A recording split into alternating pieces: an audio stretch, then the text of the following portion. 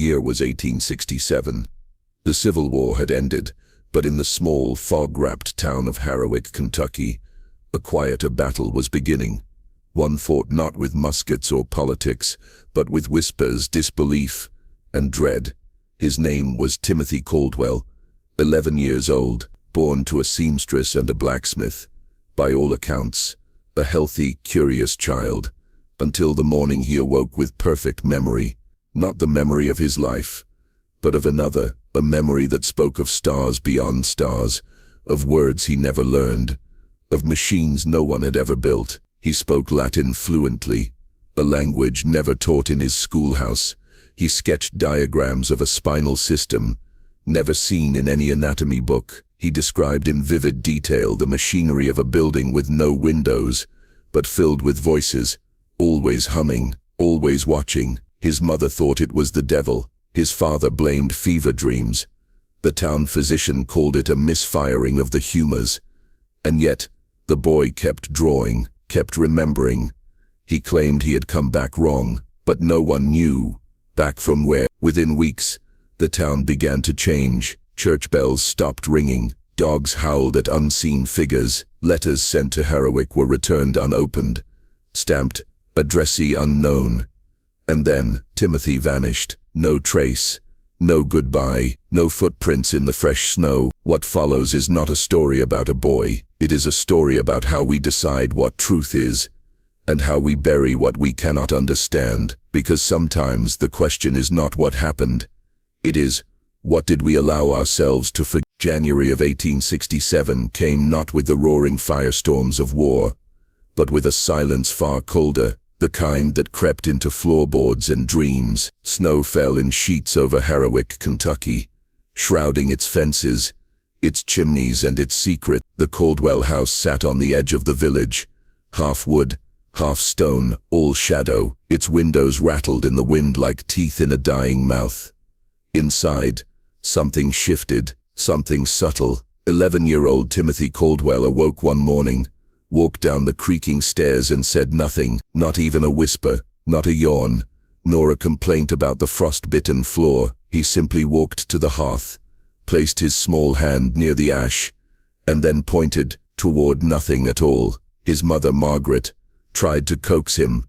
"Timothy, you hungry, love?" But the boy stared, past her, through her, toward a space on the wall where no painting had ever hung. At first they thought it was the grief. Just weeks before they had buried his infant sister, Clara. A fever had taken her in the night. Margaret still hadn't washed the cradle. She couldn't, not yet. His father, Abel, muttered about mourning being strange in boys. "He'll speak when he's ready," he told the doctor. "He's just getting it out his own way."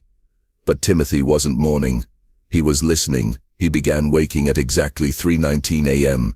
Every morning, not 3. He would sit upright in bed, eyes wide, body rigid, and begin muttering, not in English, not in any language known to his mother, who once worked as a teacher before the war took the men and left the classrooms hollow. What he said was rhythmic, measured, as if reciting something memorized, but no one had taught it to him. "Kayla, venitum, Sharvi," who whispered one night. Margaret wrote it down by candlelight, her hand trembling. "I think it's Latin," she told Abel, "or close."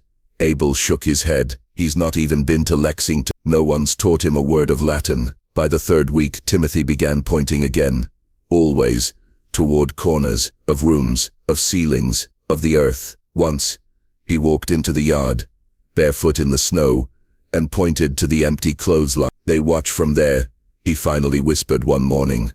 Margaret clutched his shoulders. "Who? Tim, who watches?" He didn't answer. They brought in Dr. Edison Cobb, from nearby Mount Sterling, a man of leeches and logic. He examined the boy's pupils, his reflexes, his tongue. "Well," the doctor muttered, "either he's suffered a bout of silent grief, or he's faking." "Faking what?" Margaret asked. "Attention, or possession, or perhaps genius." But Timothy showed no pride, no fear, no trickery. He simply resumed his silence, unless woken at 3:19 a.m. Then the murmurs returned, cold, unwavering, indecipherable. The local priest, Father Mallory, visited the home by candlelight. He entered with holy water and hesitation. The boy would not look at him. Mallory knelt. "Son, do you know Jesus Christ?"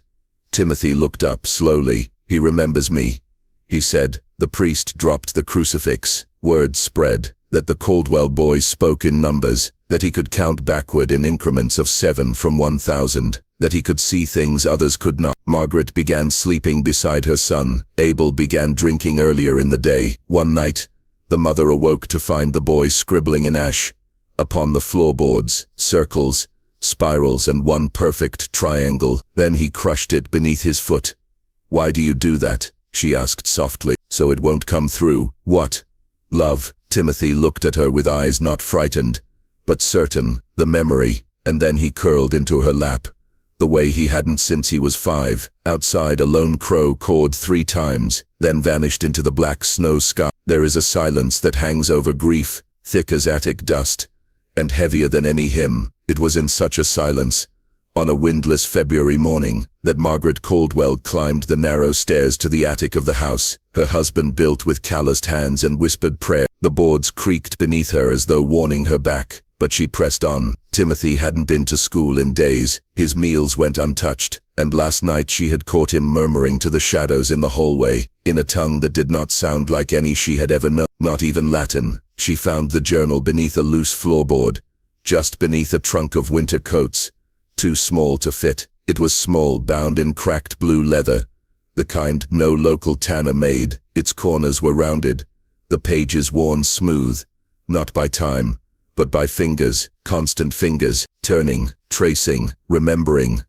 Inside there were no words, only shapes, hundreds of pages, all filled, spirals nested within triangles, rings around vertical spines, starbursts that looked more surgical than celestial. Some pages were covered in fine lines that, when held to the light, formed 3-dimensional lattices, as if the drawings were meant to shift depending on the angle, like a code alive only in motion. The first page was dated, not in numbers but in the shape of a clock with no hand. Margaret took it to the kitchen, hands trembling. "Timothy," she whispered, holding the journal toward him. What is this?" The boy did not look at her. He was sitting at the table, his hands folded neatly, his eyes fixed on the wall or something behind it. "It was already in me," he said softly. "I just let it out."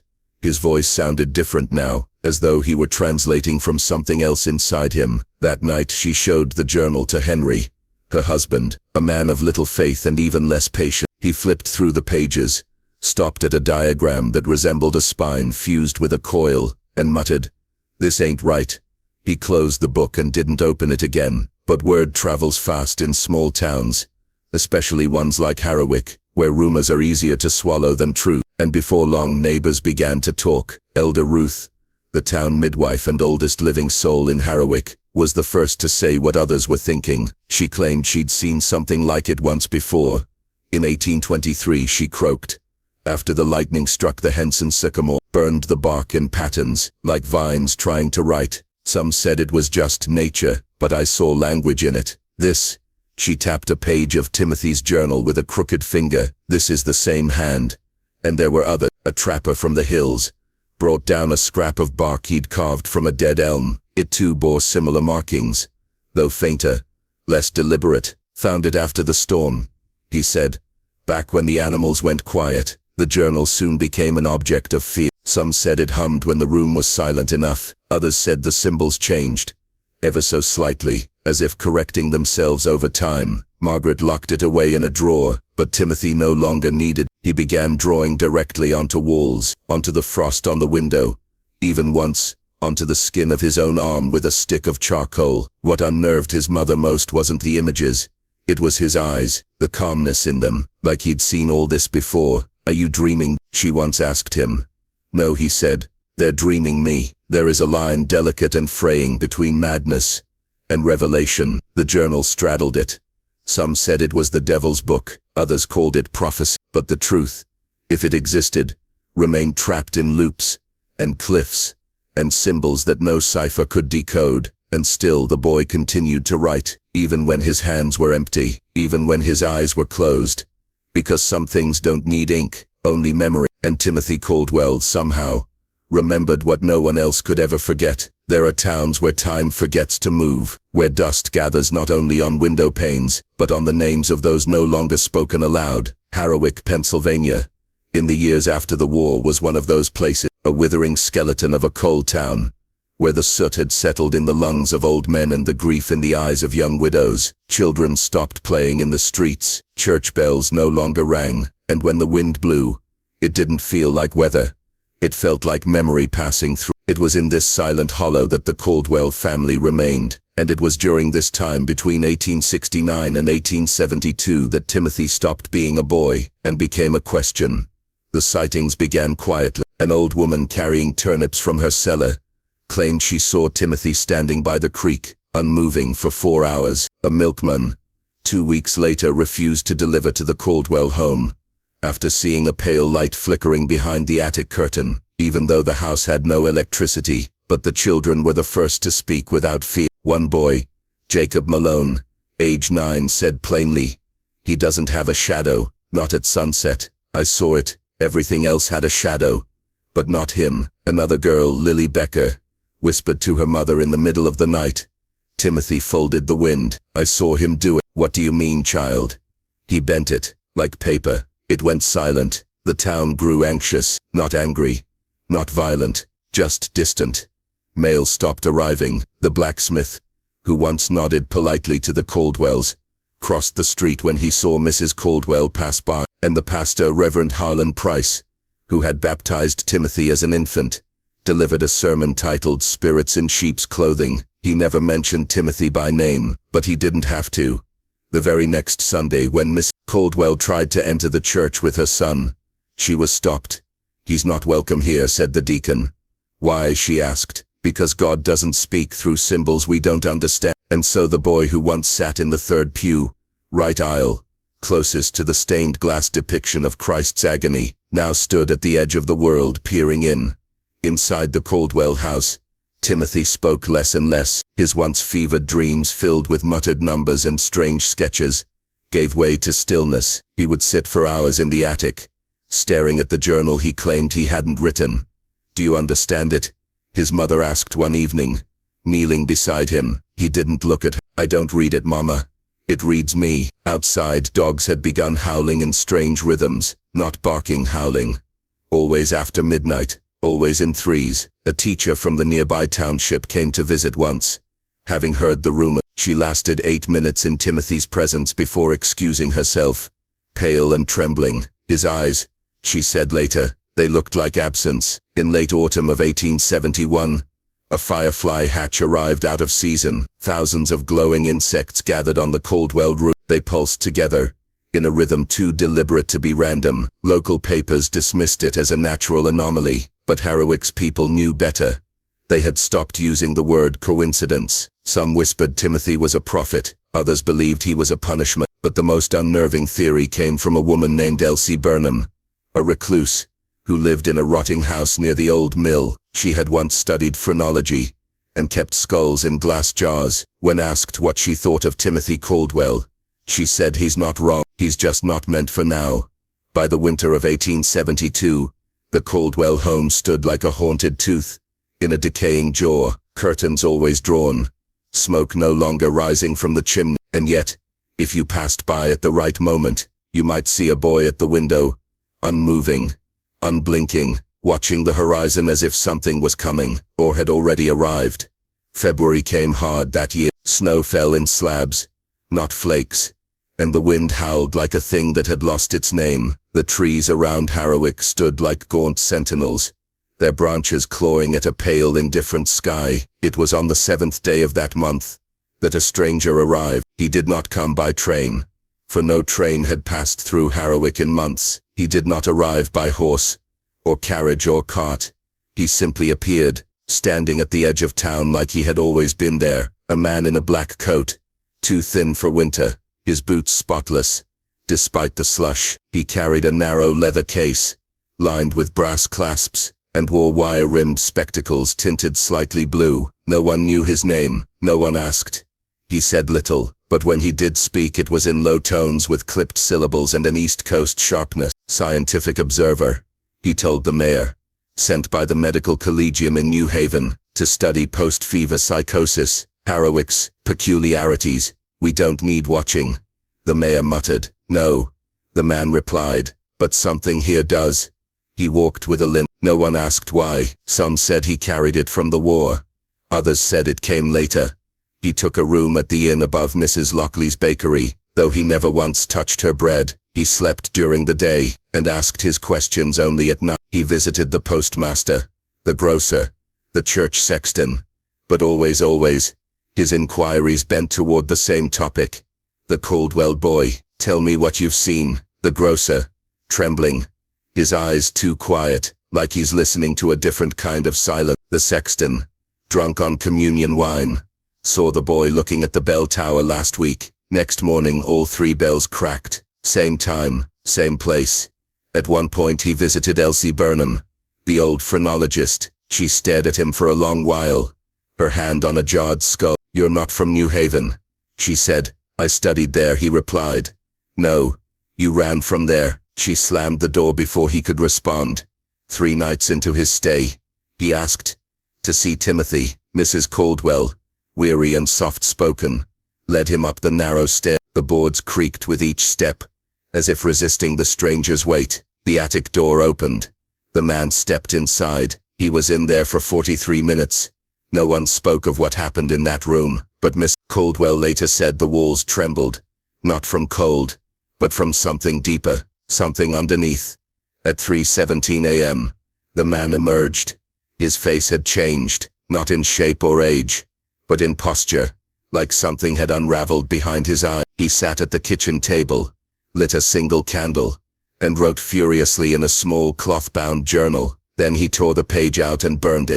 Why? Mrs. Caldwell asked. He stared into the flame, lips pale. Because names have weight, he whispered. And codes have memory. Before sunrise he packed his case, paid his lodging in full, and left town without a goodbye. Some say he was seen hours later at the station in Grenshaw, whispering feverishly to a telegraph operator who refused to send his message. Others claim he was found a week later in a field near Reading, eyes wide, shoes missing, muttering the same word over and over, equinox, equinox, equinox, equinox. But no record of his name exists. No letter from New Haven confirmed his commission, and the Medical Collegium denied ever having sent anyone to Harrowick. He left no papers, no trace, only the memory of a man who came with questions and left with something else, something that terrified him. After his departure, Timothy did not speak for 7 days, but on the 8th he turned to his mother at breakfast and asked, did he hear it too? She didn't respond. She didn't know how. Outside the snow had stopped, but not a single bird. Only the ticking of the grandfather clock remained, slow, deliberate, like the heartbeat of something buried beneath the floorboards. There is something about children and windows. They look out as if waiting for a world that never quite arrived. But Timothy Caldwell didn't look out, he etched in. It began with a sound, soft metallic scratching. At first his mother thought it was rats behind the wall. Then she found the nails, 6 of them, taken from the barn loft, rusted, curved, sharp, hidden in the folds of his bed sheets, and then the windows began to change. Timothy didn't speak much after the fever, but he scratched, late into the night, even in rain. Tiny sounds, deliberate, rhythmic. And when the sun broke over Harrowick's grey hills, its light passed through the glass like through old cathedral panes. Only these weren't holy symbols. They were other. The first was a spiral, simple, repeating, but not quite symmetrical, like something spinning off balance. Then came the eyes, dozens, some with lashes, some weeping, one with a second pupil horizontal like a goat's, and then the most disturbing shape of all, a crooked line with 2 branches, and a small loop above, like a key, or an antenna, or a tuning fork for something not yet heard. Neighbors stopped visiting. Children crossed the road rather than pass the Caldwell home. Even birds avoided the windowsills. Their droppings disappeared, so did their songs. The glass began to hum on cold mornings, a low, near-silent vibration. Only the dog noticed, barking at nothing until its voice cracked. Then one evening in April, The light struck the glass just right. Mrs. Caldwell was knitting by the hearth when she saw it, a faint blue shimmer pulsing from the panes. The symbols glowed, not reflection, illumination, like something inside the glass had awakened. And then they moved. The spiral rotated slowly. The eyes blinked, one by one, and the forked key tilted, like a compass pointing inward. She dropped her yarn and screamed. By the time her husband rushed in, the light had vanished. Only the cracks remained, thin fractures veining across the panes like frostbite. That night, Timothy refused to enter the house. "The glass breathes now," he whispered. "It watches me when I sleep." He slept in the barn for a week, refused food, refused warmth. He placed his head against the hay and muttered things, in tongues no one knew. Some said it was Latin. Others heard it as number. One old widow said it was names not meant for mouths. A traveling glazier offered to replace the windows. But when he saw the symbols he turned pale. "Not patterns," he said. "Signals." He left without taking payment. No one ever saw him again. That spring, the Caldwell house grew colder, not in temperature but in feeling. Something had passed through, or was trying to. And in the barn, Timothy drew in the dirt now, the same shapes, over and over, as if trying to remember something, or warn someone, or bring something back. Whatever it was, it had already touched the glass, and the cracks were spreading. By early May, Timothy's dreams stopped being his own. They spilled out of the house, into the streets, through thin glass, and warped boards, leaking like smoke through a village that had grown too quiet. People heard him in the night. The muttering began softly, just whispers, garbled, repeat. At first his mother thought he was praying in his sleep, but prayers don't use words like those, words that twist as they're spoken, like rope unraveling mid-air. Neighbors began reporting it. A milkman stopped his cart at the edge of the Caldwell yard, head tilted. He'd heard something, not just the boy's voice, but something in it, another tone, a second layer. It wasn't the volume, he later told the sheriff. It was where it was coming from, like he wasn't speaking upwards but downward. That was when Miss Caldwell started locking the barn. But it didn't help. Timothy still spoke, loud enough to reach the hedgerow. "The hallway with no walls," he mumbled one night. "It bends sideways, then falls." Another night, "The hunger behind the mirror." And always the same name, Villain. No one in Harowick recognized it. Not the teachers, not the preacher, but an old Civil War veteran named Isaac Morton, a man whose mind had long since thinned with age and silence, claimed he'd heard the word before. "Villain," he wheezed. Not a name, a cry, a chant one rebel boy kept muttering at Shiloh. Shot clean through, delirious. Said it right before he went stiff. Morton's hands shook when he spoke. It sounded hollow, like he was remembering something that hadn't happened yet. Later that year, a passing folklorist from Charleston visited Harowick to collect regional ghost stories. Someone told him about the boy, about the dreams, about Villain. The man grew quiet. He returned the next day with a brittle leather-bound book, its spine crumbling at the edges. "I've seen that word," he said, flipping carefully through yellowed pages.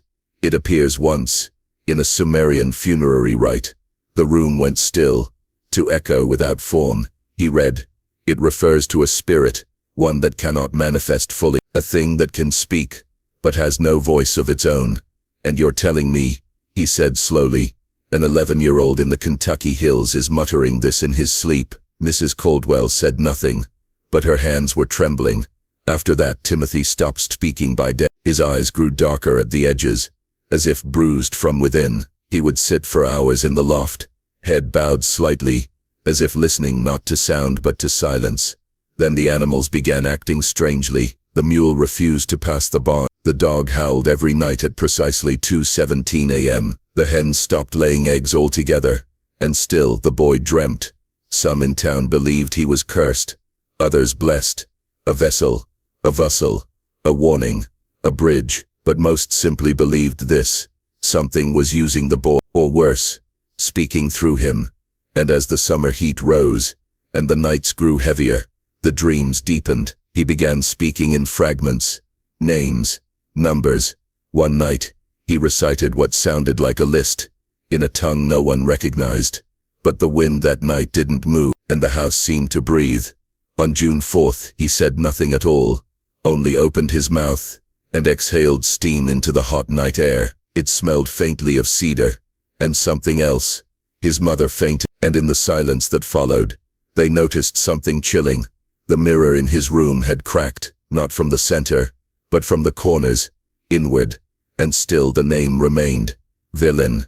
No record, no origin, no root, only the sound of something forgotten, rising from beneath. It started with a walk, just after snowmelt, while the trees still carried the silence of winter. Timothy left the house every afternoon at the same hour. No coat, no bag, no reason given. His mother thought he was visiting the edge of the woods, as he used to before the fever, but she was wrong.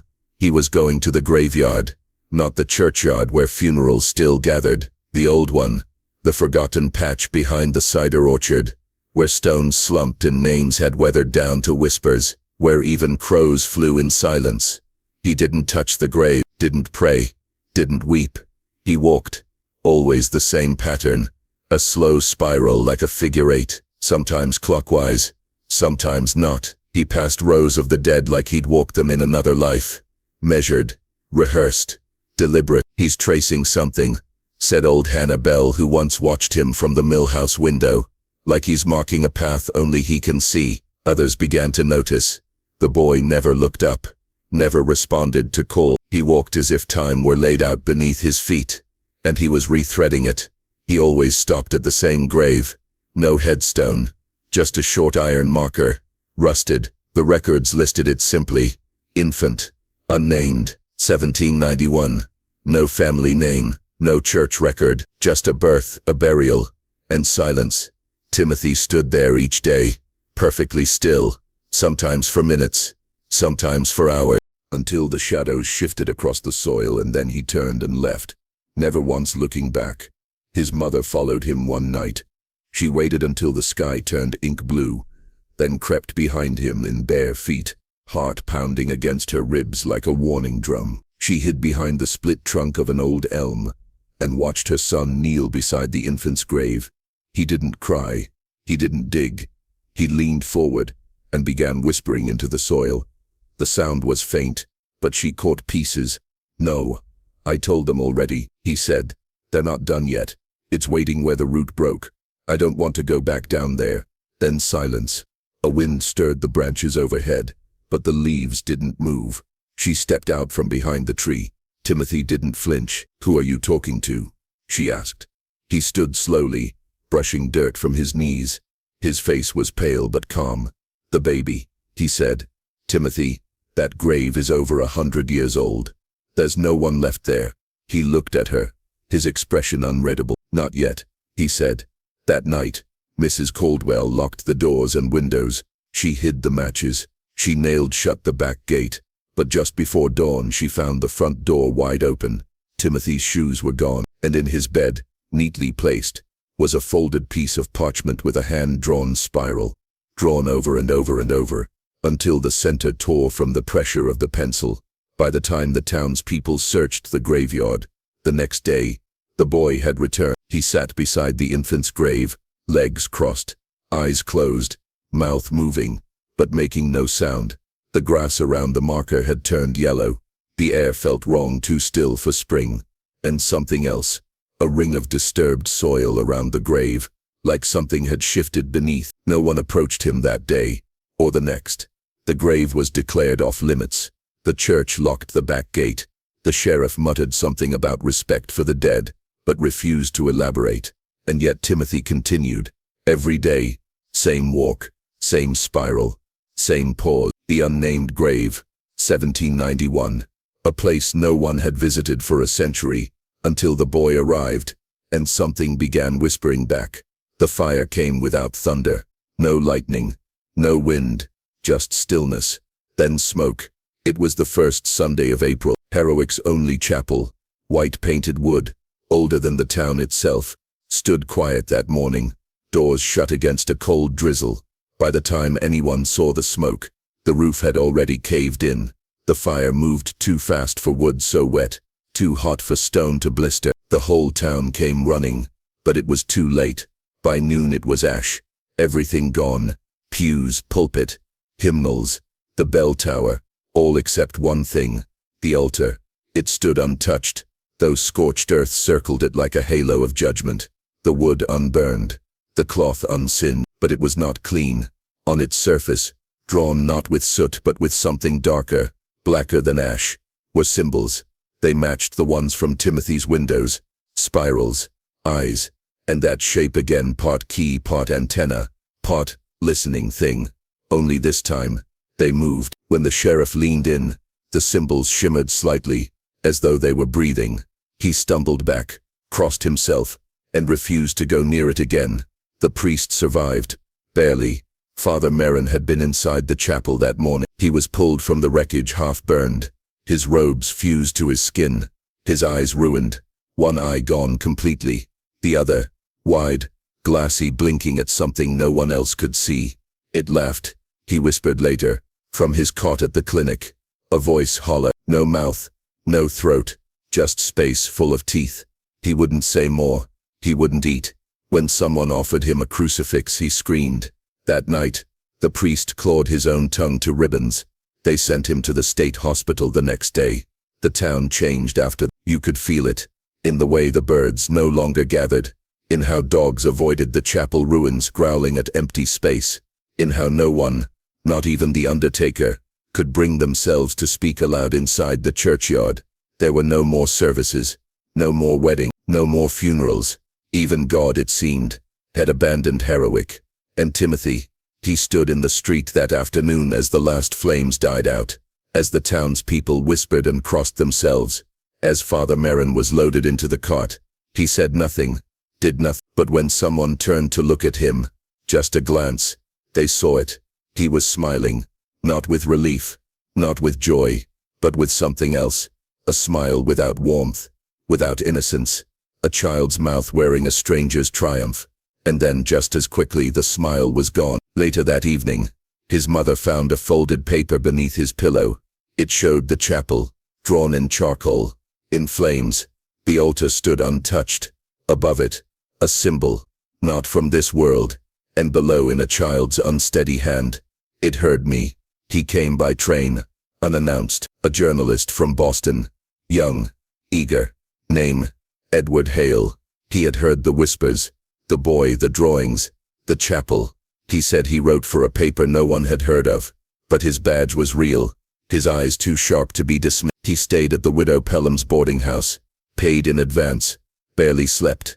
For 2 days he asked questions, took notes in a black leather notebook, spoke to the sheriff, to the school teacher, to Timothy's mother. Then, he asked to speak to the boy himself. Timothy sat on a stiff chair, hands folded, face unreadable. Edward sat opposite, notebook open, pencil hovering. The boy said nothing at first. Then, without looking up, he spoke. "You think I'm a window," he said, "but I'm the echo." Edward smiled awkwardly. "What does that mean?" he asked. Timothy blinked slowly. "It's not mine anymore. The dreaming. I just borrow it." Edward cleared his throat. "Do you remember what happened in the chapel?" Timothy looked at him for the first time. His pupils were wide, too wide. "It came to look," he whispered. "That's all it ever wanted." "What came?" "The thing that listens through glass." Edward scribbled furiously. "One final question. Who are you, Timothy?" The boy tilted his head and smiled. Not cruelly this time. Just said, "I was not born once." Edward left town that night, took the 7:14 train out of Harowick. He promised to publish the interview within the week. He never made it to Boston. 7 days later, a farmer named Joel Kimball found a leather notebook, buried beneath a dead crow in the center of his cornfield, 2 miles from town. There were no footsteps around it, no signs of struggle, just the notebook. Every page was blank, except one, the final page, in the lower right corner, written in Edward Hale's own careful script. They listened through the wires. Who they were, no one could say.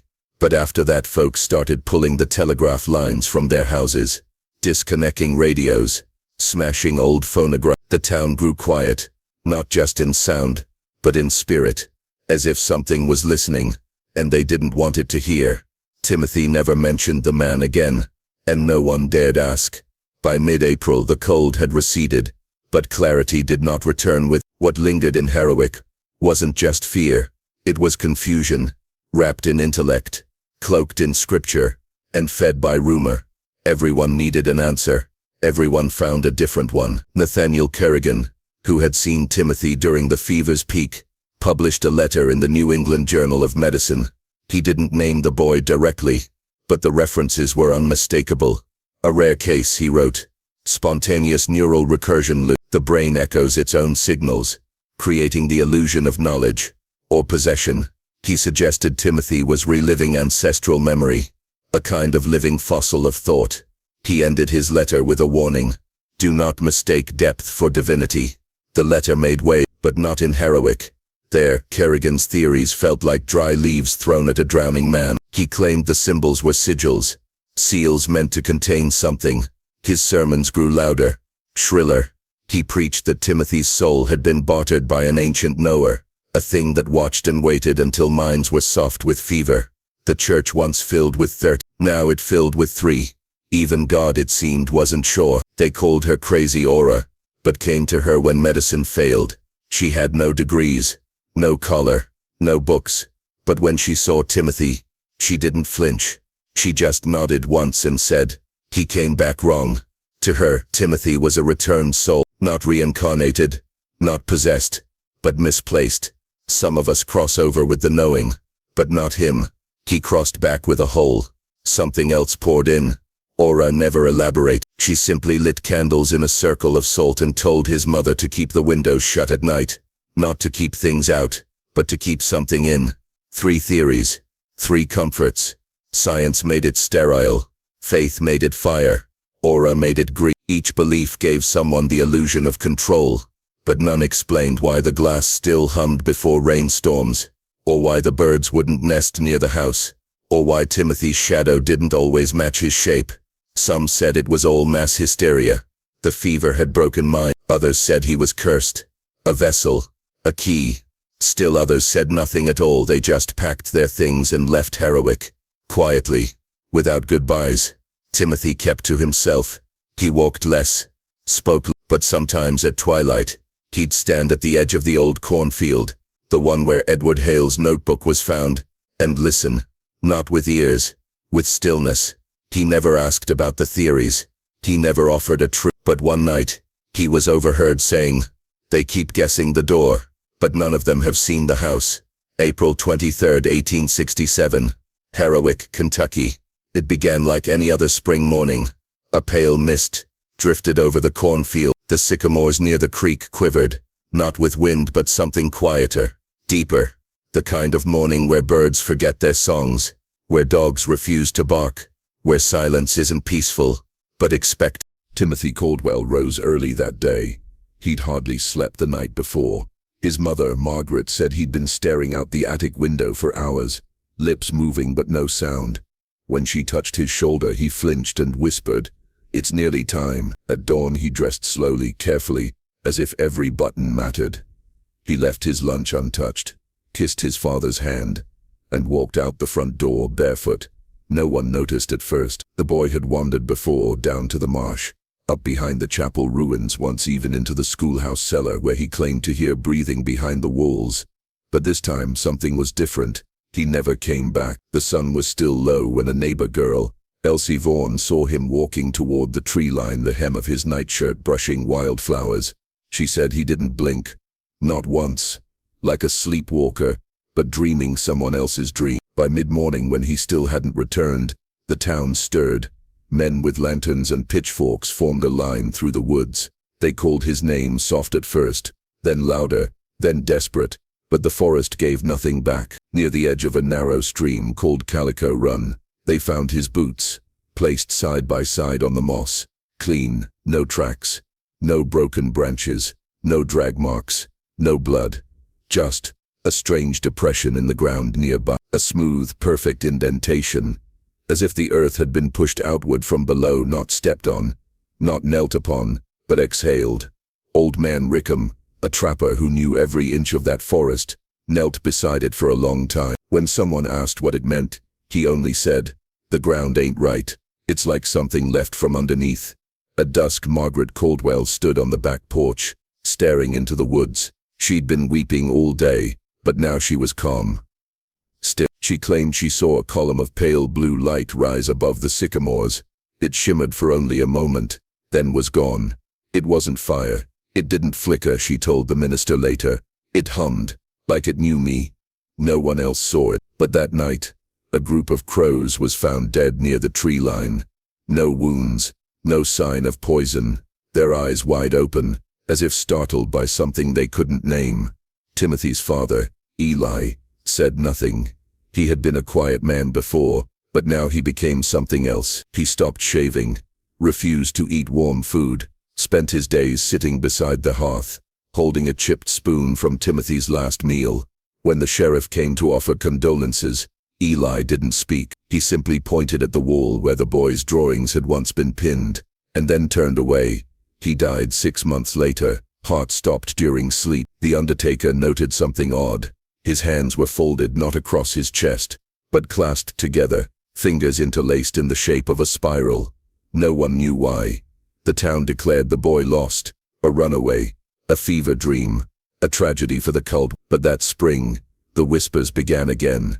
A child in neighboring Gravel Point claimed she saw a boy floating above the creek, eyes glowing, mouth wide. Another swore Timothy visited him in a dream, and whispered numbers he couldn't forget, numbers that turned out to match the latitude and longitude of a church, long burned to the ground. One woman, a former midwife, wrote in her diary, "The boy left with something, or for something, not death, not heaven, something older," and yet, the boots remained. Years later, long after the town faded, and maps forgot, the boots still sat beside the creek, never moved. The moss grew around them, but never over them. And when it rained, some swore the water avoided them, parting gently, like the memory of a name too dangerous to speak aloud. By the summer of 1867, silence had grown roots in Harrowwick. Officially, the boy was declared a runaway, a simple case, no search beyond the third day. But unofficially, the town exhaled something it didn't understand, and it wanted no breath of it ever again. Sheriff Amos Vell, a stoic man known for settling disputes with a glance, filed a report that was never read aloud. He sealed it in an envelope, handed it to a courier bound for Frankfurt, and locked the remaining copy in a drawer lined with mothballs and flask stains. No one saw him smile again. When asked later what he'd written, he said only, "I didn't write what happened. I wrote what they could live with." 3 weeks later, that drawer was found scorched from the inside. The report, gone. And then, the fire came for the school. A Sunday morning in June. No rain for weeks. Children had not stepped inside since Timothy's disappearance. But that day, smoke curled from the eaves before dawn. By noon, only cinders remained, except for one thing: Timothy's desk, untouched by flame, untouched by soot, the ink stain in the corner still fresh enough to glisten. It was moved to the church basement out of fear, and later, no one could recall who made that decision, or why. But the real vanishing wasn't in the fire. It came in paper, in ink. Letters addressed to Harrowwick began to disappear from post-ledger. Mentions of Timothy Caldwell were scrubbed from census rolls, school rosters, baptism records. Even a letter from the Boston journalist's brother, pleading for answers, was returned with a red stamp.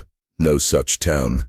By 1869, a quiet exodus had begun. Families left without packing. Doors swung in the wind. For days before anyone noticed, a blacksmith left his fire burning. A mother left her daughter's shoes by the hearth. One woman was found sitting at her dining table, the soup long cold, saying, "The name's gone from the walls. I don't live here anymore." By the time spring returned in 1870, Harrowwick was a ghost drawn in pencil. The apothecary was boarded. The chapel bell rusted solid. The sheriff's badge was found nailed to a tree beside the river, and the road into town grew narrow with weeds, as if the land itself was reclaiming the mistake. Even maps began to forget. An 1871 atlas of Mercer County listed Hollowick, a town no one had ever heard of, near where Harrowwick once. A surveyor sent to investigate found only wind, a broken sign, and a feeling he described in his journal as, like being watched by something old, but waiting to be born. He never returned. By then, those who stayed behind, a handful of farmers, a mute boy with a bell, and an old woman who painted clocks with no hands, had stopped saying Timothy's name. They no longer whispered about the boy who vanished. Instead, they called it the year the town fell quiet, and in that silence, something deeper grew, not fear, but absence, a deliberate forgetting, as if the only way to survive was to erase the very idea of him, the boy, the dreams, the spirals scratched into glass. Because Harowick had come to understand something no lawman, no priest, no scholar could articulate. Some echoes shouldn't be chased. Some names, once remembered, invite their own remembering. Yale University, 1892, New Haven, Connecticut. History does not knock. It arrives in silence, folded in brown paper, sealed without return address, and laid upon the desk of a man who didn't ask for it. His name was Edgar Pell, archivist, unmarried, fond of ink and silence. He catalogued lives that no one remembered, sermons from lost townships, weather logs from drowned villages, letters from men who signed their names like secrets. On the morning of October 7th, 1892, Edgar received a package, no postage, no marking, only his name typed with deliberate care, as if the sender feared cursive might betray a tremble. Inside, a book, bound in a leather, neither new nor decayed, but in some in-between state, as if time had nodded gently, then reconsidered. On the spine, a faint embossing, T. Timothy Caldwell. At first, Edgar thought it a forgery, a local ghost story, a prank sent by a drunken alumnus, but the contents said otherwise. The journal was written in near-perfect English. The paper, brittle, yellowed, bore the watermark of a 19th-century Kentucky mill that had ceased operation in 18. But it wasn't the paper that disturbed Edgar. It was the language, not just translated, transformed. What had once been scribbled in strange circling glyphs, symbols, Yale linguists had previously declared undecodable, now read with eerie clarity. April 19th. Something in the trees is waiting, not watching, waiting. April 21st. They said my name before I told it to them, but not like a person, like a place might say your name. Each entry spiraled further into contradiction, childlike wonder mixed with dreadful precision. He described light that bent without shadow, sounds that occurred behind the ears, smells that triggered memories not his own. And finally, the last entry. If you're reading this, it didn't work. I'm still here, somewhere wrong. Not Timothy, not yet. Edgar was a man of rules. He believed in footnotes, in provenance, in verifiable ink. But that night, he broke his own code. He took the journal home. He read it in full twice, and the next morning, he requested leave. His colleagues thought he was ill. He looked pale. His hands shook. But all he said was some books don't want to be shelved. The journal was entered into the Yale archives under item. Its description was cautious. Private diary, anonymous, possibly apocryphal, 19th century, unverified. But Edgar kept a copy, handwritten, hidden. He never returned to the archives. In a letter to a colleague months later he wrote, "We catalogued the past, but this is from somewhere else. I don't think it wants to be remembered. I think it wants out." Then, just as quietly as it had arrived, it vanished. On December 14th, 1892, the journal was gone. No record of checkout, no breach in the archives log, only the catalog card remained, with a single red line drawn through its title. Some said Edgar stole it. Others believed it never existed, a nervous breakdown transmuted into fiction. But the clerk who opened the archives that morning remembered something odd. The vault's interior smelled of river water, and on the floor, just beside where the journal had been placed, a small print, child-sized, barefoot, pressed faintly in dust. Over the years, whispers surfaced. A rare book collector in Prague claimed to have seen a journal with matching passages, though it was written entirely in mirror script. A child in Vermont, born deaf, began muttering entries from the book in his sleep. His parents said he had never learned to read. In 1939, during a Yale exhibit on Lost Americana, a graduate student collapsed beside a display case, claiming she saw words moving beneath the glass. None of these reports were confirmed, none were denied, because officially the journal never returned. And yet, it was always missing. Years later, in the basement of a defunct seminary, an old map of Harowick was found, pinned behind plaster long forgotten. Across the top, written in fading pencil, not Timothy, not yet Kentucky, 1956, Montana, 1967. In the deep hum of forgotten airwaves, sometimes, the past speaks. The year was 1956, but in a small Kentucky garage, surrounded by vacuum tubes and soldered wires, a retired electrician named Howard Brinks spent his nights listening to the sky. He wasn't a conspiracy theorist. He wasn't chasing aliens or codes from Moscow. Howard simply liked patterns, the way sound bent when bounced off a storm front, the strange poetry of static, the hidden symmetry in electromagnetic drift. But on March 19th, just after 2:00 a.m., Howard caught something he couldn't explain. It began as a loop, short, rhythmic, mechanical. Then came words, Latin, chanted, repeated every 11 seconds. Non natus, sed audiatum, iterat, iterat, iterat, iterat. Not born, but heard. It repeats, it repeats, it repeats. Mixed within the chant were numbers, not random but geometric. The Fibonacci sequence, fractal derivatives, ratios used in architectural blueprints but mirrored. Howard recorded the signal. He mailed a reel to a university linguist in Ohio. The linguist in turn sent it to a friend at Yale, a professor named Wexler, who had once helped archive a strange, now missing journal. Wexler didn't sleep that night. He recognized pieces. The chant's rhythm echoed the cadence of a glyph key once found in Timothy Caldwell's journal, and the numbers were coordinates, not of a place, but of angles, as if describing how something should be viewed, from a window that didn't exist yet. The signal played for 7 nights. Then, without warning, silence. Howard died 2 years later. His notes, labeled The Voice in Numbers, were boxed and donated to a local science club. They were never catalogued. Montana, 1967. 11 years later, in the quiet town of Red Hill, a second anomaly emerged. A child named Miles Torrance, age 9, began waking from his sleep with black ink on his arms.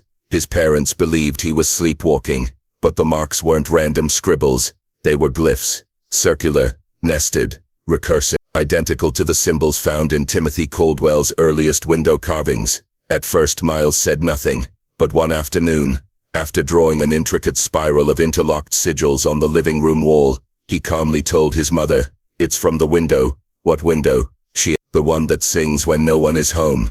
Psychologists were brought in. Miles was tested for schizophrenia. Nothing.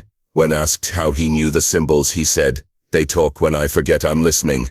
The drawings stopped as suddenly as they began. By the time he turned 10, he remembered none of it, but the wall in the Torrance home still bore faint traces, circles drawn too perfectly by a child's hand, connections, or coincidence. In 1970, a retired Yale professor wrote a brief paper titled, Patterns of the Unspoken, Echoes in Non-Human Language.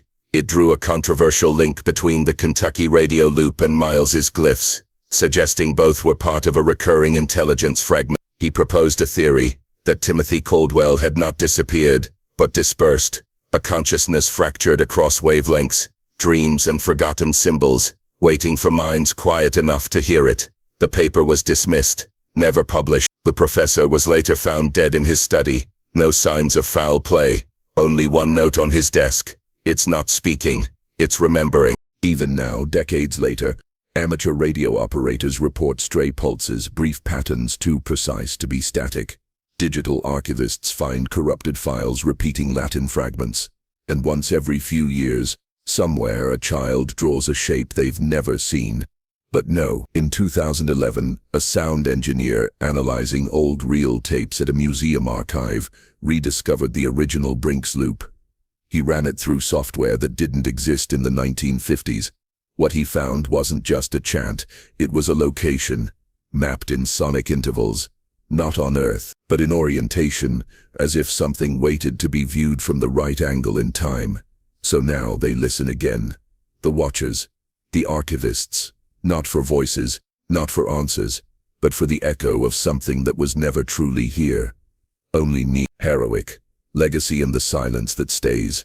What makes something real? Is it a name on a ledger? A corpse in the ground? A voice caught on tape? Or is it the way a story refuses to die? The way it slips through years, through wires, Through children's drawings and forgotten frequencies, Timothy Caldwell was declared dead in 1872. No grave, no autopsy, only a notice, presumed perished during disappearance. Case closed. But Harowick never recovered. The town emptied, the school burned, and the maps fell silent. Still his name persisted, in whispers, in radio loops, in dream journals and psychiatric notes, scratched out in fear or wonder. Some say he was a child prodigy, a broken boy whose mind reflected language like a hall of mirrors. Others insist he was possessed, the vessel of something ancient, older than comprehension. A medical theory tried to call him a neural echo, a brain stuck in recursion, mimicking reality but never fully part of it. Aura, the freed woman who once held his hand and called him a watcher misplaced, believed none of that. She said he was the wrong kind of memory, the kind that doesn't belong to one body, the kind that waits for the right one. Yale's lost journal, the ham radio frequencies, the glyphs drawn by children half a world apart, the symbols found carved into the walls of underground Cold War bunkers, decades before they were ever documented. None of it proves anything, but it all points in one direction.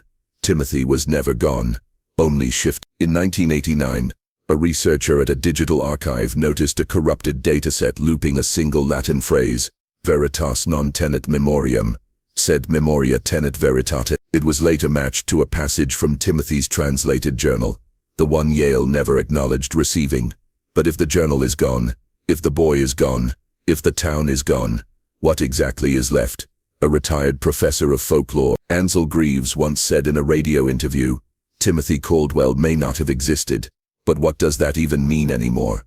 The record says he did, the science tries to say he didn't, but the legend, it's louder than either. It breathes, and breathing things. Well, there's a theory, rarely published, even less discussed, that some stories aren't about the past at all.